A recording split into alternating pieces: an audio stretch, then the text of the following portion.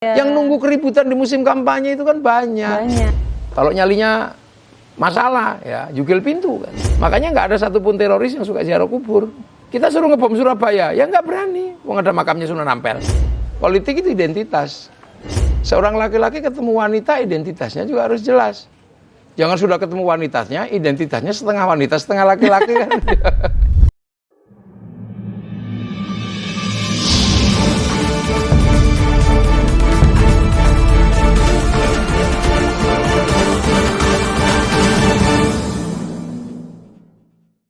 Assalamualaikum warahmatullahi wabarakatuh. Alhamdulillah sore hari ini saya Desa Pridini akan menemani Anda 1 jam ke depan untuk berdiskusi dan berdialog langsung dengan Kiai Haji Ahmad Muafiq.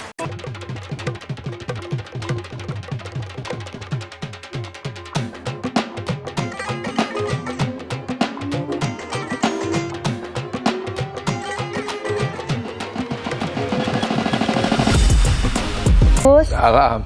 bagaimana kabarnya, sehat? Baik, sehat.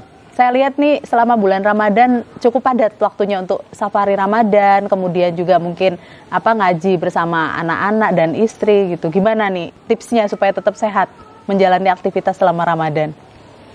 Ya, biasa aja. Saya kan terbiasa puasa.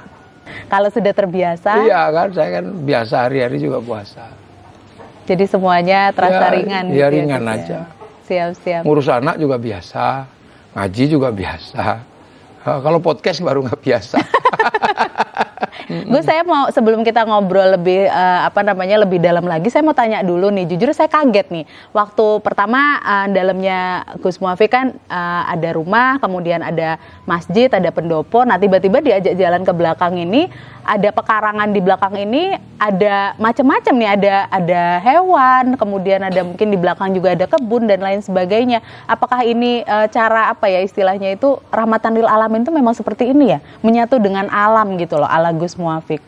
Ya, terjadi dengan sendirinya gitu aja. Ada yang suka burung ya dipelihara, ada yang suka hewan, ada yang suka ayam. Cuman yang banyak itu ayam. Untuk persiapan setiap maulidan kan potong ayam, manakiban malam Jumat potong ayam. Dan harus ayam bagus. Kenapa tuh? Ya masa untuk sesuatu yang bagus ayamnya jelek kan kita nggak enak. Oh iya betul ya. Iya kan, niatnya bagus, hajatnya gede. Masa ayamnya jelek kan? Seadanya gitu. Oh enggak lah, jadi mahal-mahalin ayam. Sangat natural ya, maksudnya masuk ke dalam sini tuh rasanya asri ayam gitu. Jadi makin semangat nih menimba ilmu gitu ya Gus ya. Iya, biar ada sesuatu yang sudah mulai hilang landscape-nya. Dunia ini kan sudah mulai hilang di anak-anak. Semuanya landscape-nya kembali ke gadget. Jadi landscape-nya itu tidak natural. Ya sebisa mungkin jangan sampai anak kehilangan landscape yang natural. Maka ya tak siapin lah sesuatu yang masih natural. Itu. Jadi yang namanya burung itu ya bener ada burungnya, bukan digital kan. Betul. Ya, jadi saya tetap bagaimana anak-anak tetap memahami dunia yang analog lah. Jangan semuanya dunia itu digital. Jadi nggak harus semuanya digital, tetap analog, tetap merasakan secara langsung ya. Berdampingan dengan alam, kemudian juga ikut tadi beri makan dan lain sebagainya. Karena manusia itu sampai kapanpun tetap analog. Makanannya analog, dia nggak bisa digital. Ya kan? Iya benar juga. Identitas manusia itu analog. Dia ketika melewati sebuah negara dia tetap analog. Baru digital. Saya mau tanya udah dijawab duluan nih ternyata sama Gus Muafiq. Ini Gus, jadi sebetulnya tujuan kami ke sini itu untuk menimba ilmu, untuk menggali perspektif dari Gus Muafiq terkait dengan identitas baik identitas bangsa maupun politik identitas yang sekarang kita rasa juga dalam beberapa tahun terakhir itu sangat kental terasa di Indonesia gitu. Kalau pandangan Gus Muafiq sendiri terkait dengan politik identitas ini seperti apa, Gus? Ya pada awalnya manusia itu kan memang survivalnya kan identity dah. Ya kan, identitas manusia di antara alam. Ya kan, ketika manusia masih menyatu dengan alam. Tapi seiring waktu kan manusia juga harus ketemu dengan manusia yang lain. Nah, ketika ketemu dengan manusia yang lain ya identitasnya juga harus jelas. Seorang laki-laki ketemu wanita identitasnya juga harus jelas. Jangan sudah ketemu wanitanya, identitasnya setengah wanita, setengah laki-laki kan. Nah, identitas itu harus jelas. Yeah. Kan gitu. Nah, sampai hari ini ada identitas-identitas yang harus ditunjukkan. Gitu, terkait problem personal apa. Okay. Nah, kalau tadi misalnya terkait dengan politik identitas, sebenarnya awal-awalnya sih dulu juga begitu. Politik itu identitas. Kan gitu. Akan tetapi kan politik identitas itu sudah dicoba di mana-mana dan semuanya kan gagal, gak ada yang berhasil. Betul. Kalau bolehnya boleh, Mak. Boleh aja sebenarnya. Iya. Dulu di Indonesia politiknya ya awal-awalnya politik identitas. Ya. Ketika kita belum menyatu dalam nation state yang terdiri dari puluhan bangsa, suku dan agama. Itu masih politik identitas dulu. Jong Java, identitas Java kan? Ya. Jong Celebes, identitas Sulawesi. Jong Islameten Bon, pemuda Islam, nyatu kan? Itu ketika Sumpah Pemuda masih identitas suku, identitas agama masih. Tapi kemudian ketika berbicara tentang nation state Indonesia, politik identitas yang seperti itu sudah harus mulai disatukan. Jadi single identity. Iya, single identity apa? Indonesia, satu tanah air, satu bahasa, satu bangsa. Baik. Artinya kesepakatan itu sudah pernah ada dan itu sudah dilampaui oleh bangsa ini. Kan gitu. Makanya kemudian identitas politik apapun, orang harus punya kemampuan untuk melakukan negosiasi publik. Kan gitu. Dengan cara apa tuh, Gus? Ya advokasi, edukasi, melakukan pendidikan, melakukan pembelaan, gitu kan. Nah dulu itulah yang kemudian menjadi cikal bakal demokrasi. Di situ ada pembelajaran, di situ ada pendidikan, di situ ada pembelaan. Nah seiring waktu, itulah yang akhirnya membentuk karakter bangsa Indonesia. Dan itu bisa kita lihat di Pancasila, di Dokurit Suzumbi Tusakai, Dokurit Zumbi Inkai. Panitia persiapan kemerdekaan kan. Sampai kemudian kesepakatan tentang simbol bersama namanya Pancasila. Sudah habis itu sudah kan melebur. Yang Islam juga melebur dalam kepentingan bangsa dan negara. Islamnya tetap, tapi untuk berbicara bangsa dan negara, dia menganut paham kebersamaan. Contohnya kaum muslimin yang mayoritas ketika berbicara negara bangsa menggunakan prinsip kebersamaan. Hidup bersama antar suku, antar bangsa, dan antar agama. Makanya kaum muslimin sebagai kekuatan mayoritas di Indonesia mensepakati penggunaan konsep ra'iyah. Konsep ra'iyah itu kan konsepnya Rasulullah. Kullukum ra'in wa kullukum mas'ulun an ra'iyati. Kalian semua ini para pemimpin. Artinya manusia merdeka, manusia egaliter kan. Wa kullukum ra'in mas'ulun an ra'iyati. Dan kalian sebagai seorang pemimpin pasti akan ditanya tanggung jawab kalian terhadap yang dipimpin untuk hidup saling bertanggung jawab. Makanya kemudian identitas kaum muslimin di Indonesia melebur secara bersama-sama dalam konsep ra'iyah, berbeda suku, bangsa, dan agama, tapi hidup saling bertanggung jawab. Makanya kemudian konsep itu diserap ke bahasa kita menjadi rakyat. Jadi rakyat itu konsepnya Rasul sebenarnya. Agar kaum muslimin bisa menjadi rahmatan lil alamin, hidup bersama dalam perbedaan. Urusan agama lakum dinukum waliyadin. Urusan perbedaan suku bangsa waja'alnakum syu'uban wa qabaila, berbeda bangsa dan suku. Baik. Semuanya sudah ada. Tapi begitu menggunakan prinsip ra'iyah, hidup berbeda tapi saling bertanggung jawab. Gitu kan. Baik. Nah, makanya ra'iyah inilah yang kalau kumpul menjadi musyarakah. Hidup bermasyarakat, bersekutu bersama. Kalau ada perbedaan paham, bermusyawarah, wasyawirhum fil amri. Nah itu kan konsep dasar. Gitu loh. Makanya kita bukan penganut people sebenarnya. Ra'iyah itu bukan people. Kalau people itu vox populi, vox dei, suara mayoritas, suara Tuhan. Betul. Begitu dia menjadi semakin mayoritas, dia merasa bagian wakil dari Tuhan. Makanya konsep khilafah takhririyah itu nggak akan pernah cocok di negeri ra'iyah. Begitu juga komunis. Komunis itu proletar loh ya. Makanya kemudian proletar yang memimpin ada namanya diktator proletariat. Kalau ini diktator mayoritas, kalau ini diktator proletariat, sama-sama menindas.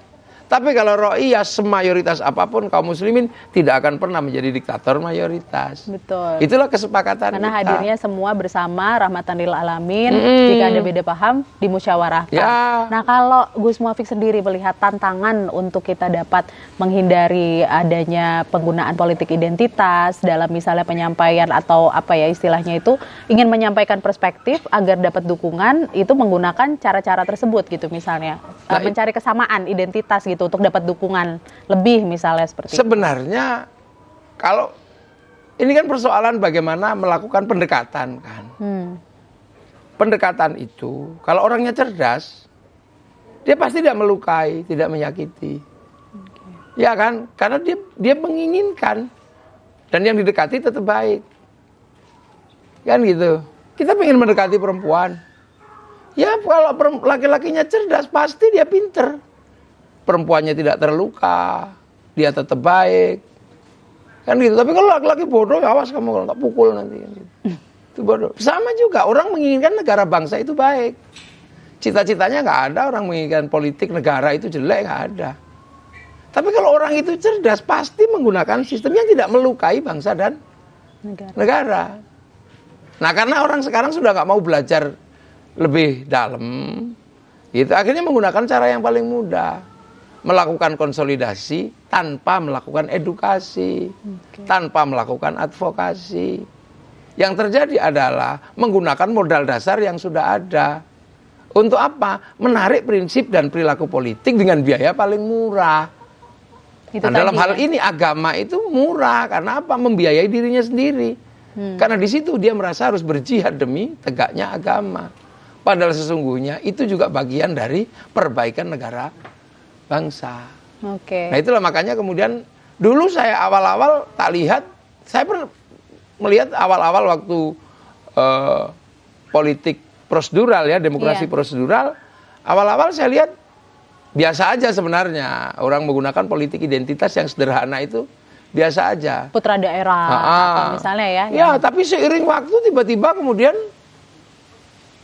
konfliknya semakin keras. Menjadi runcing keras. Menjadi runcing. Artinya bahwa apa yang dulu kita anggap sebagai hal yang biasa-biasa aja, hari ini menjadi sesuatu yang harus diwaspadai. Betul. Kan gitu. Pertama karena dipegang oleh orang-orang yang tidak cukup mumpuni mengelola politik identitas. Tapi sebetulnya kewajiban siapa nih? Maaf tadi saya potong sedikit Gus. Kewajiban siapa sebetulnya menjaga agar negara dan bangsa ini terhindar dari politik? Seluruh anak bangsa dong. Oke. Kewajiban seluruh anak bangsa, sampean podcast seperti ini juga bagian dari edukasi. Betul. Jangan sampai. Yang kebetulan saya aja yang dipilih untuk ngomong. Betul. Mungkin besok dengan yang lain. Karena potensi anak bangsa ini cukup besar. Gitu loh. Ya karena problemnya identitas agama, maka kemudian yang datang kita kiai kan gitu aja.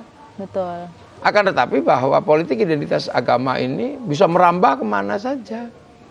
Karena di Indonesia semua orang harus punya agama. Baik, sebelum tadi kita diskusi dimulai, kita sempat brainstorming dan Gus Muafik sempat menyatakan bahwa identitas yang harusnya dikelola dan di-manage itu adalah identitas yang merupakan juga identitas publik, tidak identitas cuma publik. Betul. Itu bisa dijelaskan konsepnya, Gus.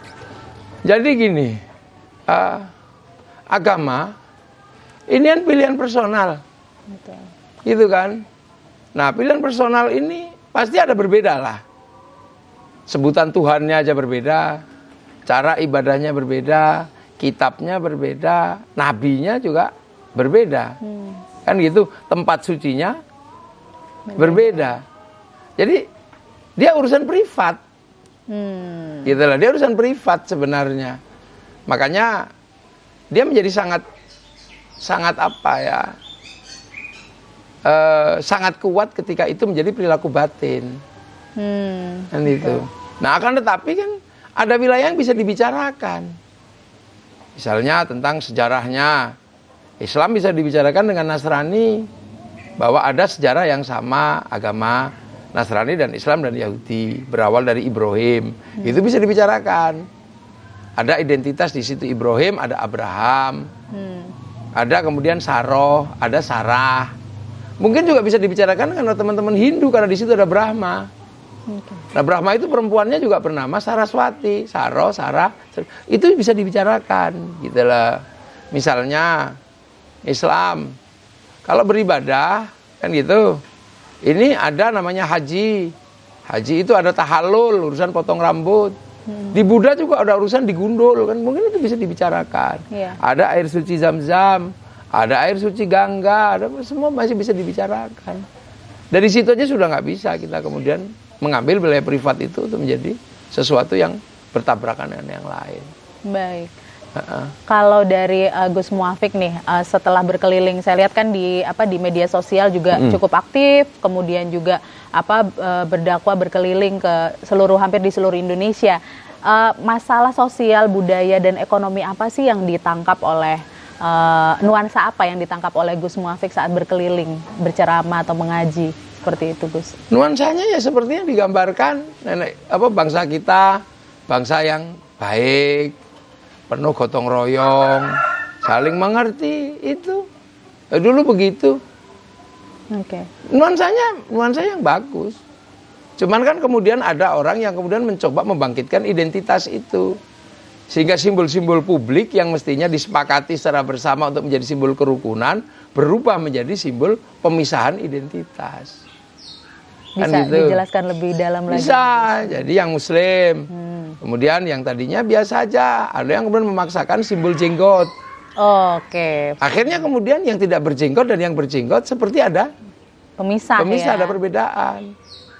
Yang tadinya kemudian perempuan berjilbab, ada kemudian yang kemudian mengambil identitas hijab. Jadi jilbab itu akhirnya beda dengan hijab. Karena jilbab itu ya kayak gini konsepnya jilbab. Terus kemudian ada yang mengambil lebih ke arah hijab. Ada yang tadinya sederhana, taubat, terus tiba-tiba menjadi hijrah. Dan ini kan sebenarnya hal-hal yang menarik, simbol. Ada yang tadinya celana itu biasa aja, kemudian mengambil perbedaan cingkrang dan atau isbal. Ya. Tadinya ekonomi biasa aja, tiba-tiba kemudian yang menarik perbedaan menjadi ekonomi syariat.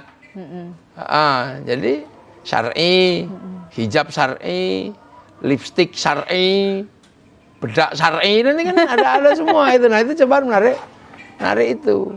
Nah itu kalau sebenarnya bagian dari usaha untuk edukasi keagamaan sih nggak ada masalah. Tapi ternyata begitu ada pilpres biasanya itu tertarik semua. Iya betul. Berarti sebetulnya kalau dari sudut perspektif bangsa dan negara justru sebaiknya hal-hal seperti ini tidak dilakukan atau tidak istilahnya digembar-gemborkan begitu Gus, atau seperti apa?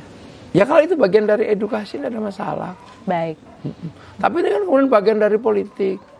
Yang tadinya sholat subuh biasa aja, tiba-tiba ada gerakan subuh berjamaah. Setelah pilpres lewat yang ada. Baik. Justru hal-hal seperti itu yang istilahnya yang dipertanyakan gitu ya. Yang malah kalau selama tujuannya itu memang untuk menggalang persatuan, kemudian syiar Islam, membangun kerukunan, itu tidak masalah. Tapi kalau justru menjadi pemisah, itu yang menjadi masalah. Kan? Betul. Terus kemudian dipisah-pisah, nah itu terjadi kan. Tapi memang ya itu tadi bahwa memang ada kelompok politik yang memang mencari biaya lebih murah, gitu loh. Sampai hal-hal yang tadinya sepele-sepele menjadi serius, gitu loh. Orang mengkritik pemerintah itu hal biasa. Tapi ketika membicarakan presiden sebagai Fir'aun, nah itu sudah melampaui batas identitas. Betul. Ya kan? Misalnya tadinya ya biasa aja. Orang pindah, orang lu nggak suka, nggak ada masalah. Tapi tiba-tiba kemudian tempat jin buang anak, gitu kan. Ada kalimat-kalimat yang kemudian menjadi pemisah-pemisah ulang. Negatif ya, jadi negatif. Tonnya jadi negatif begitu ya Gus ya. Baik. Lantas jika berbincang mungkin bersama dengan para umaro maupun ulama gitu. Perspektif apa Gus yang bisa di-share, dibagikan kepada masyarakat terkait mungkin bukan cuma politik identitas, tapi bagaimana kita sebagai bangsa itu ingin maju terus ke depan, demokrasinya itu nggak malah mundur gitu.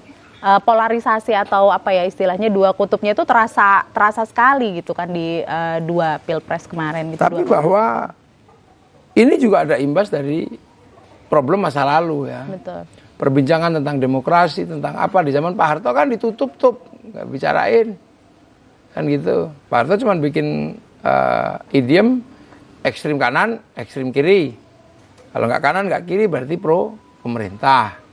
Itu kan cukup lama, 32 tahun nggak boleh dibicarakan kan orang nggak bisa ngomong apa-apa. Nah kemudian setelah Pak Harto selesai, nah orang membicarakan itu semua. Sampai kemudian semuanya pengen terlibat dalam demokrasi. Nah, fase ini nggak lama kok nanti. Oke. Nah, fase ini pasti akan dilewati tentang bagaimana semua orang boleh berbicara, ngomong apa saja, dan semuanya trial and error. Oke. Tapi pada akhirnya kemudian negara kita juga melewati fase itu. Pilpres dulu kayaknya bangsa ini nggak selamat deh. Tapi ternyata yang diem juga lebih banyak daripada yang cerewet itu. Iya. Betul. Gitu loh, ya kan? Dulu kayaknya, yang ini kayak begitu. Pilpres, ternyata ya lebih banyak yang cuman diem, gitu lah. Artinya itu akan mendewasa dengan sendirinya atau memang butuh peran pihak-pihak? Kita kerja dong, betul. Gitu kan, edukasi kayak begini, kiainya juga ngomong, semuanya ngomong, nggak boleh kemudian diem. Betul. Jadi sing waras ngalah itu udah nggak bisa. Oke. Nah, sing waras ya ojo ngalah, tapi caranya kita ngomong kayak begini. Dengan damai ya edukasinya damai. juga, tidak dengan memantik isu-isu baru justru kan seperti ya, itu ya. Semua bangsa sebenarnya mengalami kok fase seperti ini. Amerika itu proses mempertemukan sekian perbedaan luar biasa, ribut, lama. Gitu puluhan tahun dan mungkin sampai sekarang juga belum selesai ya. Belum selesai, gitu lah. Tapi kan mereka tidak ini ya, tidak terlalu mengekspos problem mereka di luar negeri. Orang dalam negeri juga gedek juga lihat situasi dalam negeri. Sama dengan kayak kita sebenarnya kan karena kita orang di dalam negeri. Betul. Orang luar memuji-muji Indonesia karena lihat Indonesia damai, tertib.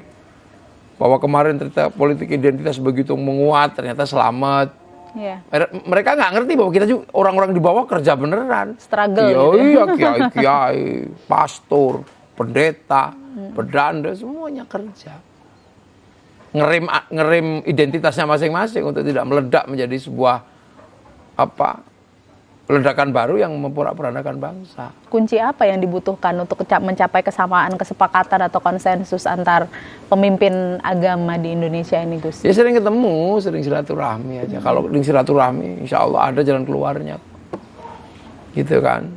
Ada jalan keluarnya. Tapi memang ini fase ini pasti akan dilewati fase ini. Betul. Makanya kan kiai-kiai berdoa, berharap. Itu dengan harapan apa? Konsensus awal tentang hidup bersama tapi saling bertanggung jawab tidak runtuh. Tidak runtuh, betul. Betul, Gus. Termasuk itu juga dituangkan ke dalam ini ya, istighosa yang dilaksanakan, doa bersama untuk bangsa dan lain sebagainya. Ya istighosa, kebersamaan. Yang tadinya doa itu sendiri, kemudian melibatkan banyak kiainya yang doa, santrinya amin amin misalnya kan gitu. Semakin banyak berdoa, semakin ke lapangan. Istighosa kubro. Sampai di sana roda ekonomi berputar. Betul. Kerukunan terjaga, yang jual bakso laku, apa laku. Semakin banyak itu semakin kuat. Orang mati kumpul, kemudian ada khol, kumpul semua, yang jual jajan juga laku, jual apa laku. Itu jalan. Ternyata ini jalan. Multiplier efeknya jalan. Jalan.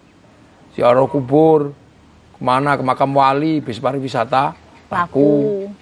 Orang jual nasi di makam wali, laku. Sampai copet aja bisa hidup di makam wali.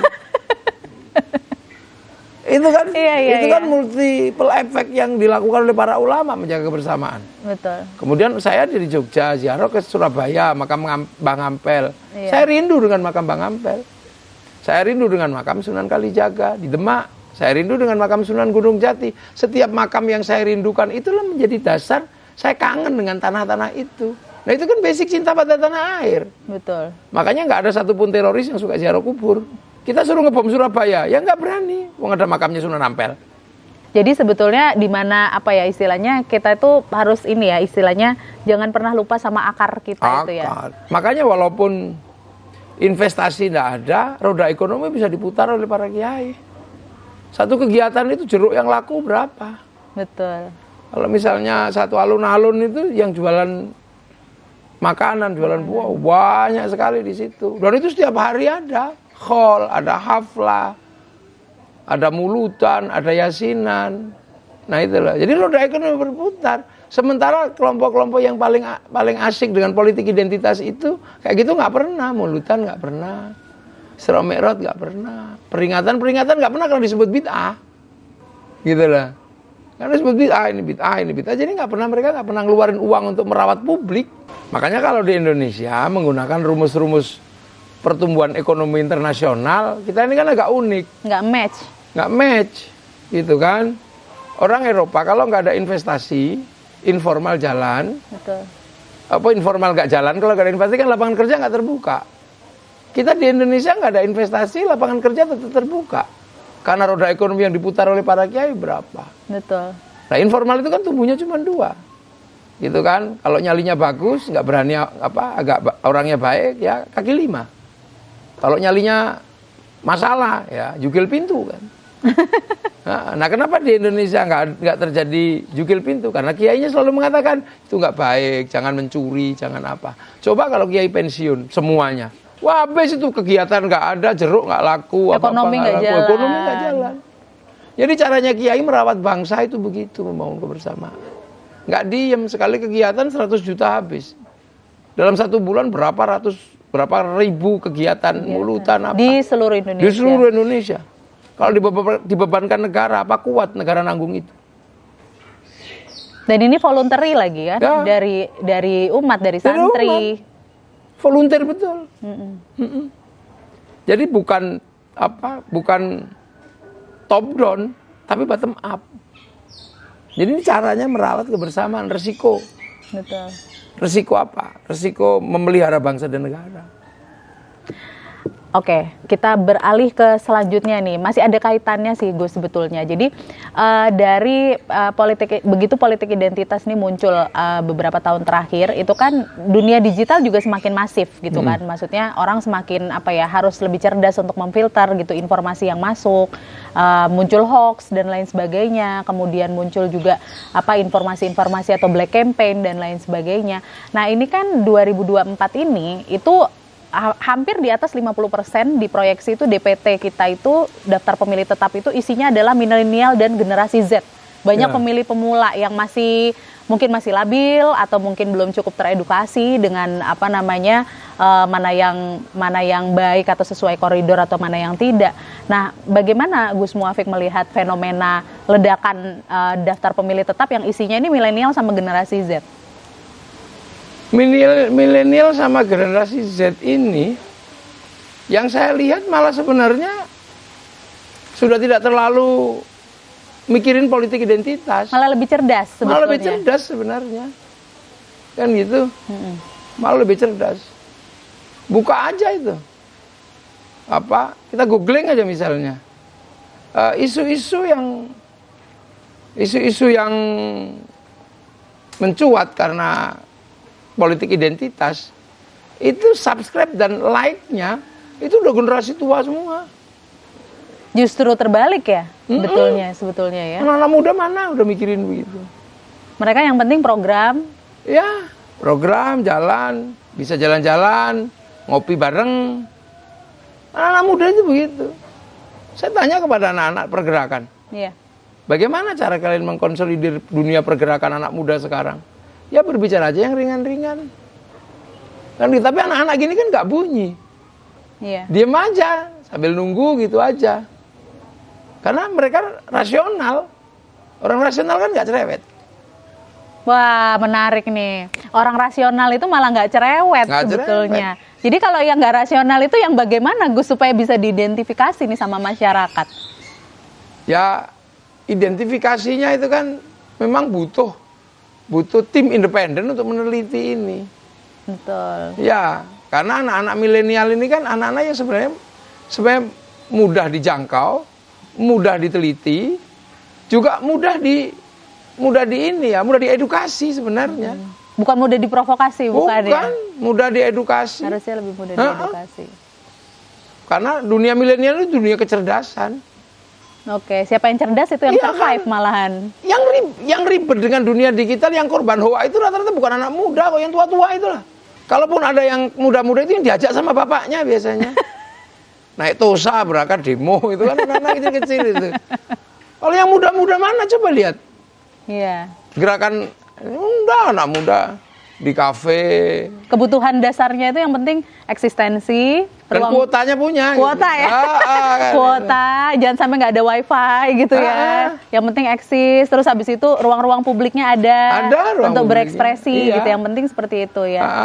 Nah kalau gitu kalau misalnya justru itu sebaliknya malah yang dikhawatirkan yang generasi-generasi yang apa namanya yang non milenial dan Z, nah lantas bagaimana menyadarkan mereka nih untuk tidak terjebak dalam quote Kita unquote. kan sering kan lihat anak-anak, yang penting kita sih asik-asik aja kan gitu. Betul. Gue sih asik-asik aja gitu. Iya, gue sih asik-asik aja. Gue sih asik-asik aja. Yang ribet kan yang tua. Iya.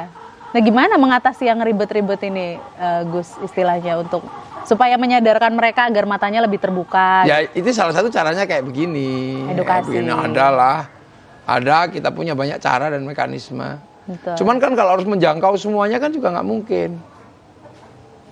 Betul. Gitu kan, menjangkau semuanya nggak mungkin. Tapi memang harus ada pendidikan di kelompok-kelompok tertentu. Gitu loh. Lama-lama mereka capek juga kok. Yang bisa membuat berhenti itu berarti ketika tidak ada yang ya, ibaratnya kalau di sumut gitu nggak ada yang ikut gitu istilahnya ya, maksudnya nggak ada yang ikut manas-manasin gitu baru berhenti mungkin, atau bagaimana Gus? Ya kalau itu sih kita bacanya juga nggak mudah. Orang tua ini akalnya sudah mulai banyak, gitu. Jadi memang udah mulai bulat. Yang muda-muda enggak kok. Enggak ya malah enggak. ya. Yang muda-muda ini saya lihat asik-asik aja. Ini termasuk generasi yang yang penting ada ruang publik, hidup nyaman. Hidup nyaman. Gitu kan. Ada kuota. Ada tadi kuota, punya punya subscriber. Oh iya benar. Iya, punya follower, punya subscriber gitu ya. Eksis. Iya, eksis. Ya, makanya kan ada juga sesuatu yang bagi saya juga aneh. Jadi saya punya anak, gitu. Pernah satu ketika tak marahi. Jadi dia itu punya grup apa sih namanya itu, tutorial gitu. Itu subscribe-nya banyak. Padahal yang dia lakukan itu cuma aneh-aneh aja. Tata cara buka pintu itu kan aneh itu. Tata cara buka pintu gini, klik gini. Ini tata cara buka jendela. Itu. Wah itu kan jadi anak-anak muda-muda sebenarnya juga nggak serius-serius amat, suka gurau juga. Iya, suka guyon juga ya sebenarnya. Juga. Mungkin bisa masuknya lewat situ ya justru ya. Iya anak-anak muda itu. Betul. Anak muda ngekek-ngekek itu. Iya. Ya bisa sebenarnya. Yang tua-tua aja yang masih ribet. Yang orang analog tapi masuk di dunia digital. Jadi sebenarnya masih tergagap-gagap tapi ini ya apa namanya bulat itu tadi. Kalau anak muda kan landing dengan teknologi ini kan sudah smooth. Ya. Semua lah memang dia di zaman dia. Iya betul. Jadi begitu lahir lihat handphone sudah. Kita kan dulu lahir lihat radio gede. Maka dengan radio kita juga familiar. Tapi bagi yang generasi yang sebelumnya tidak pernah lihat radio, tahu lihat radio juga nggak familiar. Ada yang nyembah radio juga. Orang dulu menganggap patung itu Tuhan. Karena dia terlahir ketika nggak ada patung. Kita lahir zaman patung. Maka nggak ada orang nyembah patung. Patung jadi tempat selfie. Iya. Landing aja kita ini sebenarnya. Iya. Nenek moyang kita ketika punya anak sekolah, bapak-bapak kita. Pentium 1 harganya berapa, Nak? 4 juta, Pak. Nah, ini butuh Pentium berapa? Pentium 5. Satu Pentiumnya harganya berapa? Satu Pentiumnya 5 juta, berarti kalau 5 Pentium 25 juta. Ya kan Diping, dikalikan. Ya kan? Karena dia nggak hidup di zaman Pentium. Lah kita anak-anak muda, kita hidup di zaman Pentium ya biasa aja landing. Iya. Kan gitu. Orang-orang tua kita masih dengan handphone aja, masih dengan handphone kuno itu. Tapi kita yang lahir dengan handphone digital yang lebih baru, landing-landing aja. Jadi anak-anak muda yang hidup di zaman ini, landing aja dengan teknologi, nggak ada masalah. Wong dia lahir di zaman teknologi. Kita ini yang agak tua ini, yang tadinya tidak mengenal teknologi digital, tahu-tahu hidup di zaman digital. Kita yang ribet. Satu merasa bahwa dunia digital ini adalah cara untuk berkampanye, cara apa. Anak-anak anak-anak yang lahir di era digital dia biasa-biasa aja. Terus kayak ini ya Gus ya, jadi kebenaran absolut gitu ya, begitu terima info langsung share lagi gitu. Iya. Nggak difilter dulu, karena diproses. dia belum pernah begitu. Dulu kan mau ngomong sama orang capek, lama, begitu ada share. Iya kan, itu namanya orang gagap. Iya. Jadi karena dia tidak terlahir di zaman digital. Saya aja dulu nyari orang capeknya luar biasa, harus jalan, harus ini, nanya ini, gitu kan. Akhirnya begitu ada handphone, kita kalau nyari orang telepon aja, kayaknya nggak pede, nggak puas kalau nggak telepon. WA itu masih kurang, cuman WA harus telepon. Tapi anak-anak yang hidup di zaman digital dia biasa cukup aja, dengan biasa WA. Mana? Bahkan dia nggak pernah video call, nggak pernah, dia cuma WA. Karena hidup zaman itu kita nggak pede, pokoknya nggak puas kalau belum mencet halo gitu. Tak bel, halo harus di bel. Dan selalu pakai halo. Iya. Anak-anak milenial mana ada yang halo? Nggak ada. Guys, guys gitu ya. Jadi yang bermasalah dengan dunia digital itu orang kita, generasi tua, yang muda nggak ada. Saya izin menyarikan ya Gus ya, tadi dari penjelasan Gus Muafiq cukup menarik menurut saya, karena ternyata perspektifnya Gus Muafiq ini dikaitkan dengan behavioral, perilaku-perilaku ya dari masing-masing generasi, sehingga pendekatannya mungkin memang harus beda-beda ya Gus. Beda-beda. Bener, anak-anak muda itu yang hidup lahir di generasi sampean, generasi 80-an itu menerima teknologi kan biasa aja kan. Biasa aja dengan handphone ya paling TikTok apa. Mana ini disaring di apa. Yang generasi kita, yang anak-anak muda biasa aja tuh. Gitu. Mana ada anak-anak muda yang sesat karena teknologi? Nggak ada. Yang sesat kan itu yang tua-tua. Iya. Iya kan? Yang tertipu, yang apa? Orang tua, anak-anak muda nggak ada yang tertipu lagi di WA gitu, nggak ada. Yang tertipu yang tua-tua kirim uang apa? Iya. Yang tua-tua semua, yang muda nggak ada. Anak muda lebih ngerti karena hidup di zaman teknologi. Siap. Jadi sebenarnya generasi Gen E, Gen apa itu sudah familiar dengan teknologi.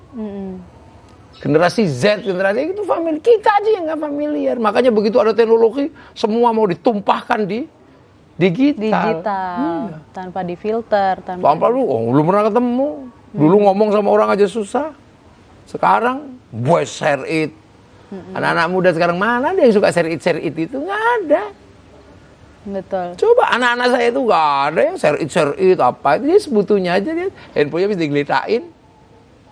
Nggak ada terus di handphone, kecuali yang kecil kan dia TikTok gitu.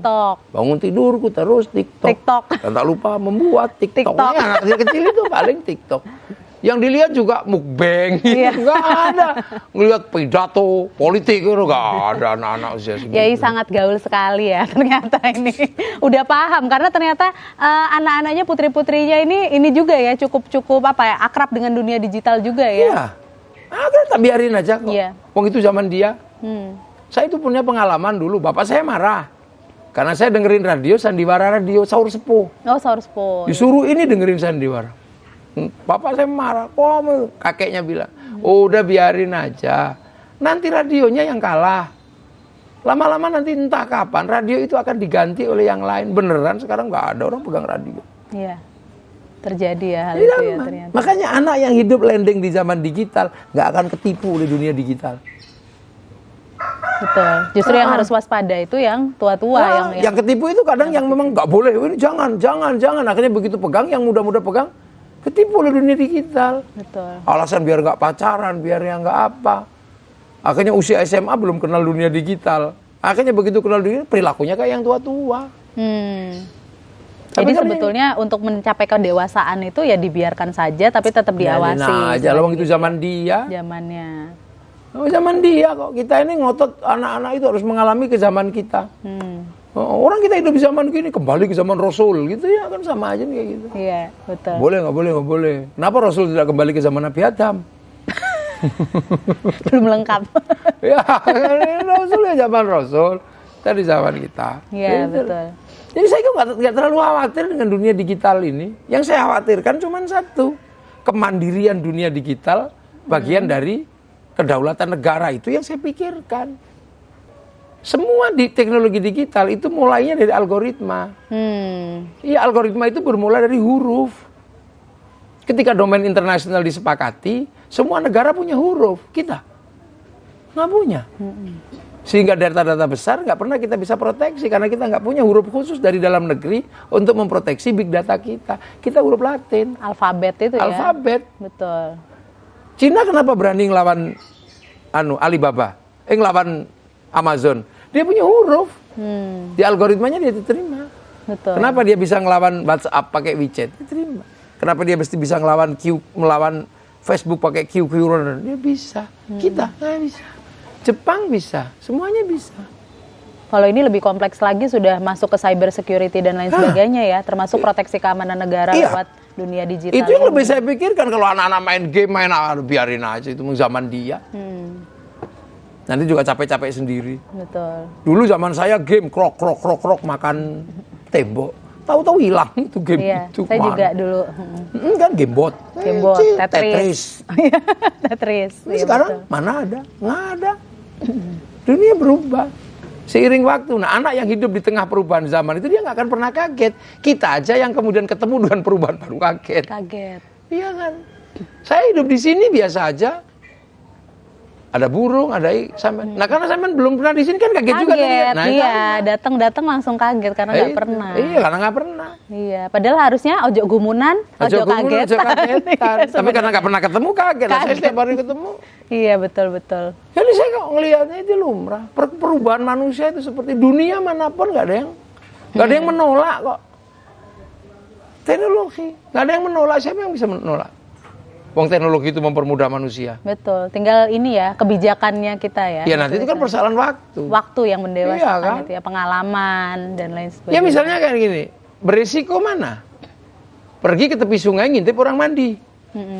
Dengan melihat internet ada gambar orang mandi, berisiko mana?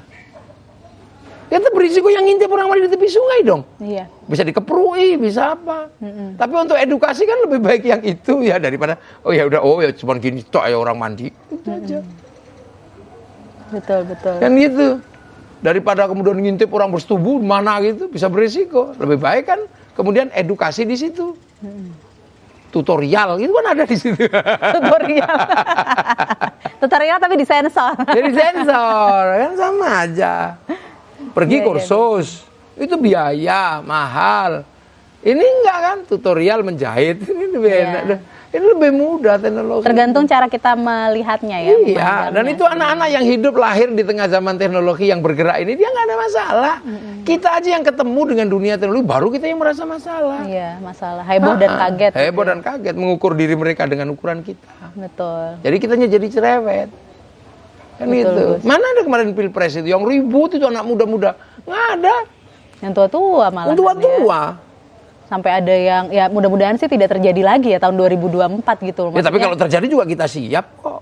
Iya. Ngadepi yang begitu-begitu aja. Iya. Paling orang-orangnya itu juga. Kasihan loh Gus, karena bisa yang bertetangga akhirnya tercerai-berai, yang nikah jadi cerai loh gara-gara beda pilihan. Ya, salahnya gitu, bodoh. Harusnya lebih ini ya, ngapain ya orang juga gitu. Yang berpolitiknya juga ini. Pak Prabowo juga rukun sama Pak Jokowi. Iya, rukun-rukun aja. Oh, nggak malu itu. Benar. Ya, memang orang bodoh itu memang risikonya lebih banyak. Jadi lebih baik ya ini ya jemput bola juga untuk mencari edukasi-edukasi, tayangan-tayangan. Makanya sampean udah bener bikin podcast, bikin apa. Ceramah kebangsaan. Iya. Gitu kan. Ada banyak videonya juga ada kan banyak, ya Gus Muafik Channel maupun ulama-ulama lainnya gitu ya. Bisa itu. Baik. Jadi kan Indonesia lagi ngalami yang begini. Ya. Beruntung aja kita yang ngalami begini. Betul. Kan gitu dulu kan saya pede sekali kalau udah bisa menulis surat cinta. Ternyata. Pede. Sekarang anak sekarang nggak bisa.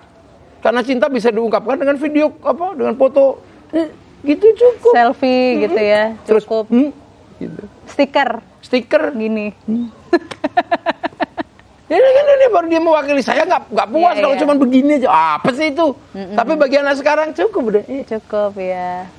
Simplifikasi ada makin simpel. Tapi pada saat yang sama perubahan itu PT Pos runtuh, Filateli habis. Itu kan rangkaian.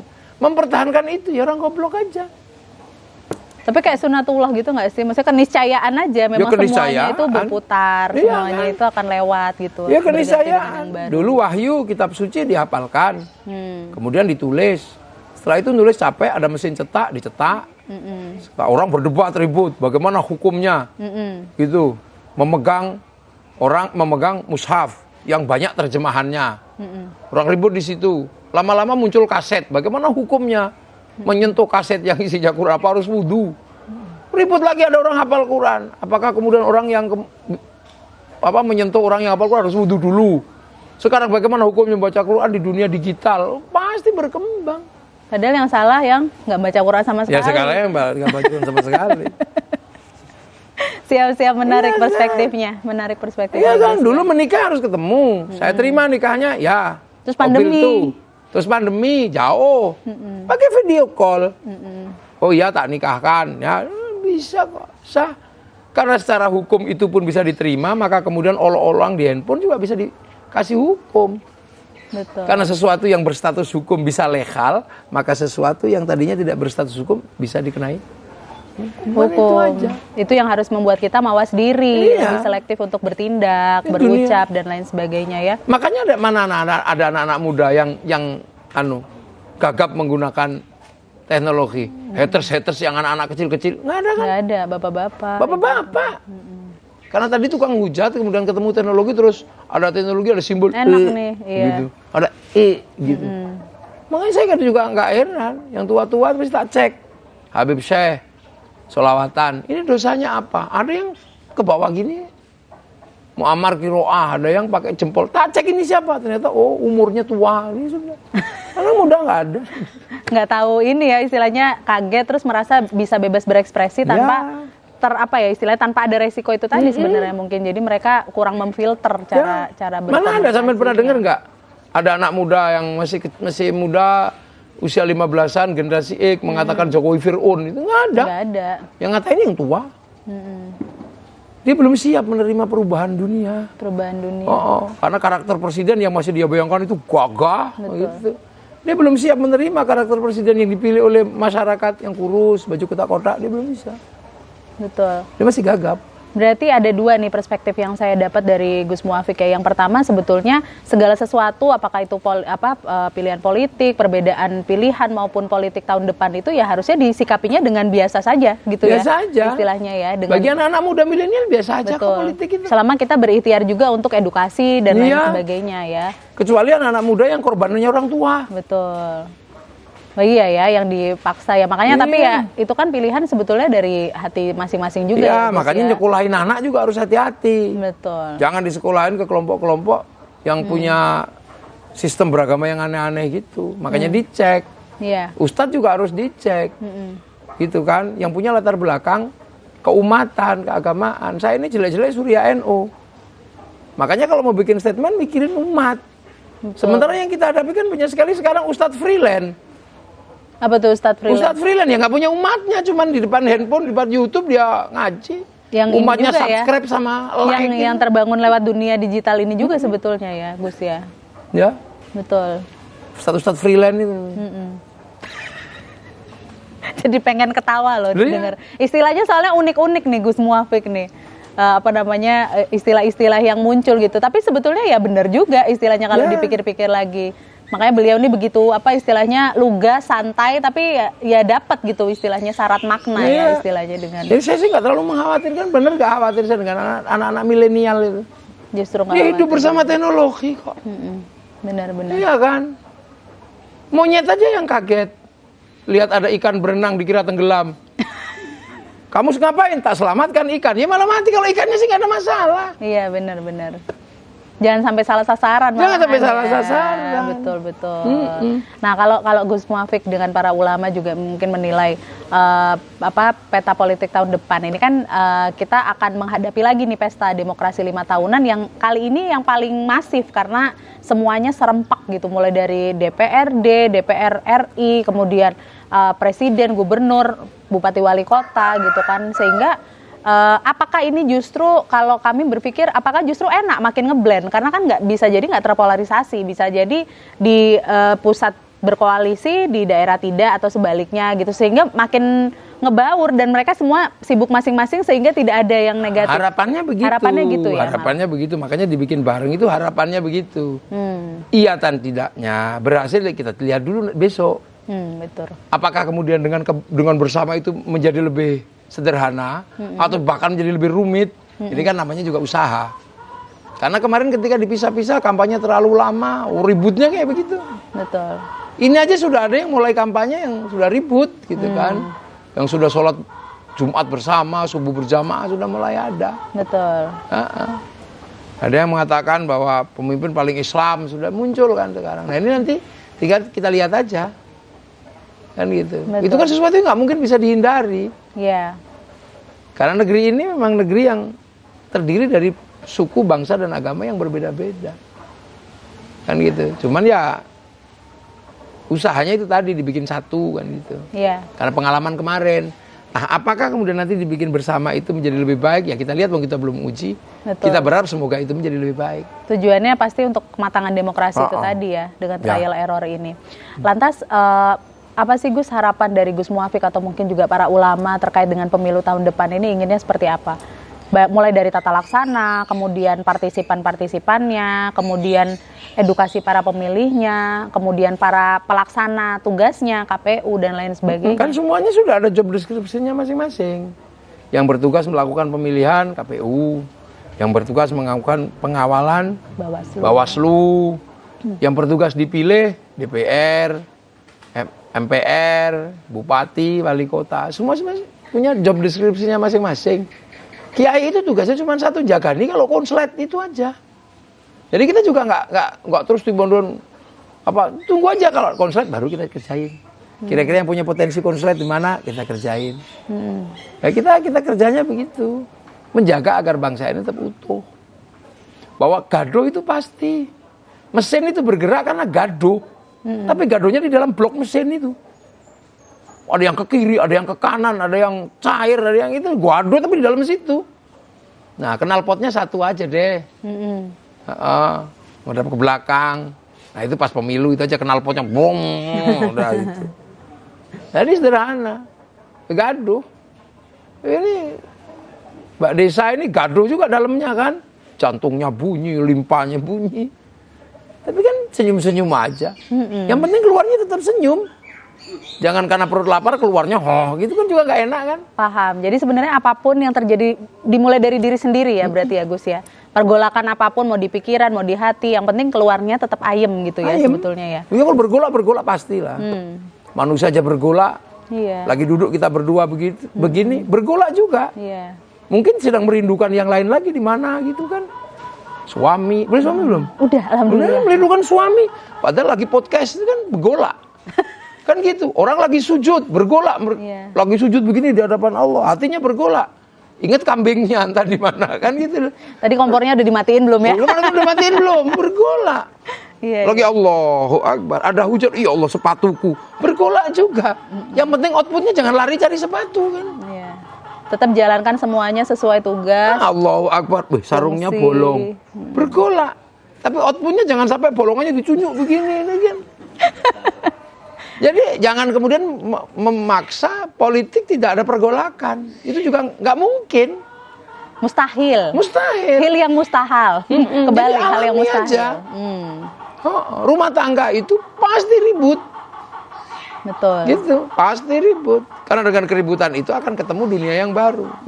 Menarik. Kalau itu dihindari nggak mungkin. Oh, itu mungkin ya dibilang tidak pernah akan ada perdamaian kalau nggak ada perang dulu gitu ya. Ya, keributan dulu. Kalau damai-damai dari awal ya batu itu.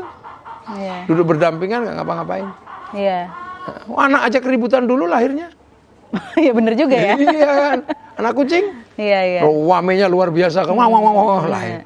Jadi jangan pernah kita ini membayangkan politik itu nggak gaduh.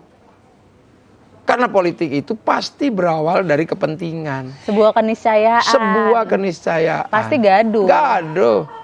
Yang kita jaga ini bangsa ini jangan sampai tercerai-berai, cuman itu aja. Itu aja. Betul harapannya. Jadi jangan pernah lah berharap, nggak seru. Kan serunya itu. Kalau nggak seru, roda ekonomi juga nggak berputar. Orang jual bendera nggak laku. Betul, kan orang mereka jual masing-masing kaos kampanye. nggak laku. Kampanye, jual bensin nggak laku. Yang nunggu keributan di musim kampanye itu kan banyak. WhatsApp juga butuh ribut, semakin banyak ribut kan semakin banyak pemasukan. Telepon, apa semua itu pasti terjadi. Tinggal memfilter diri masing-masing itu tadi ya, yang paling penting itu ya Gus. Memfilter dan kita mengedukasi bangsa, jangan dipertaruhkan. Gitu loh. You nggak suka dengan calon presiden ya silahkan, tapi tetap harus memilih pemimpin. Betul. Jangan tidak memilih pemimpin. Nah, pesannya udah dapat, ada apa namanya, harus memfilter, kemudian juga tadi ya harus tetap berpartisipasi. Partisipasi. Paling tidak memilih yang terbaik menurut dia gitu ya dari pilihan yang ada gitu ya. Tidak men-black campaign calon lain. Itu gitu, pasti juga ada. Oh, ada juga ya? Ada lah. Kan gitu, itu nggak mungkin nggak ada, pasti ada. Itu nggak boleh, ya pasti nggak boleh, tapi pasti ada. Menyikapinya? Ya menyikapinya. Ya nggak apa-apa. Oh ini calonnya jelek. Dulu zaman Pak Harto ada kampanye. Gitu. Jangan deket-deket ke pohon beringin, banyak hantu. Maksudnya jangan deket ke Golkar. Kan gitu. Jangan terlalu ke Bintang, kejauhan. Tiga kan. Jangan terlalu ke Banteng, nanti diseruduk. Sama, itu aja. Itu cuman bahasa. Dari zaman ke zaman. Iya, dari zaman ke zaman. Gitu. Betul. Jadi sesuatu yang itu sebenarnya kita masih normal kok. Normal. Gus, saya boleh kepo nggak sih? Apa? Kepo kelakuan polisi, nanya-nanya gitu, pengen nanya. Kan Gus Muafiq juga sering ketemu sama Pak Jokowi. Maksudnya masih ini ya, dengan pemerintahan yang sekarang ya, kemudian dengan TNI Polri, SOAN dan lain sebagainya, kemudian juga dengan tokoh-tokoh besar, Habaib dan lain sebagainya. Nah, kira-kira apa sih yang apa istilahnya cita-cita mulia bersamanya gitu loh untuk suksesi kepemimpinan di tahun depan ini, bagaimana berjalannya gitu? Semua curhat-curhatannya seperti apa? Semua pengen bangsa ini baik-baik saja. Oke. Karena kita ini dari dulu mengambil resiko paling berat. Arab satu bangsa bersepakat jadi puluhan negara. Eropa satu bangsa bersepakat jadi puluhan negara. Kita ini puluhan bangsa, suku dan agama bersepakat dalam satu negara. Butuh orang-orang cerdas, butuh orang-orang yang baik. Untuk apa? Untuk menjaga kebersamaan ini tetap utuh. Biar anak cucu kita juga merasakan kenikmatan kita menjadi sebuah bangsa. Itu aja yang kita bicarakan, kita harapkan. Dengan bekerja sesuai dengan wilayahnya masing-masing. Yang kiai ya bekerja membangun keumatan, kebersamaan. Sholat aja kiai nggak berani duluan kalau nggak nunggu santrinya. Sampai pujian, berdoa bareng-bareng, makan bareng-bareng. Nah itu kan harapannya. Pak Jokowi berharap betul bangsa ini melewati fase-fase sulit di zaman beliau ini. Iya, karena di zaman beliau ada pandemi, ada masa-masa sulit. Kan nggak kebayang kan beliau jadi presiden terus mengalami masa sulit. Belum lagi pertarungan dunia. Iya, antara Amerika, antara Cina. Iya, perang dagang. Iya, perang dagang. Dulu 48 Pak Karno jatuh. Iya, betul. Dulu Bung Karno 48 Hitler jatuh. Iya. Bangsa ini disuruh milih apakah kemudian ikut Amerika apa ikut Soviet. Bung Karno di tengah. Enggak, kami enggak ke Soviet, kami enggak ke Amerika. Kami tetap non-blok. Tapi kan punya pujangga yang hebat, agamawan yang hebat, yang mendukung ini agar bangsa tidak salah jalan. Baik. Apakah dengan tidak memihak ke Amerika dan tidak memihak ke Soviet, kita akan menduplikasi Eropa? Enggak. Pujangganya menulis novel salah asuhan. Apakah kita akan menduplikasi model Arab? Oh enggak, di bawah lindungan Ka'bah. Apakah kita akan menduplikasi Belanda karena kita pernah dijajah Belanda? Oh enggak, tenggelamnya kapal Van der Wijk. Apakah kita akan model Indonesia murni? Oh enggak, Siti Nurbaya. Jago-jago nenek moyang kita. Sekarang kan enggak. Enggak sepakat dengan sistem keislaman di Indonesia, menduplikasi cara-cara keislamannya Mesir dengan mengambil Ikhwanul Muslimin padahal di sana sudah produk gagal. Iya. Kita nggak suka dengan demokrasi Indonesia, memilih sistemnya khilafah, tahririyah, padahal di Palestina sudah gagal. Kita nggak suka dengan rambut Indonesia, milih rambut mohawk gini, padahal mohawk itu sudah gagal di Amerika ketika harus pakai helm pasti jatuh. Harus pakai pomade lagi. Ini menarik nih sebetulnya, jadi ingin disampaikan juga message-nya bahwa Indonesia itu bangsa yang unik gitu ya, istilahnya dengan identitasnya sendiri. Unik. Sebenarnya. Makanan paling unik di Indonesia, paling banyak beraneka ragamnya. Sampai hantu paling beraneka ragam itu Indonesia.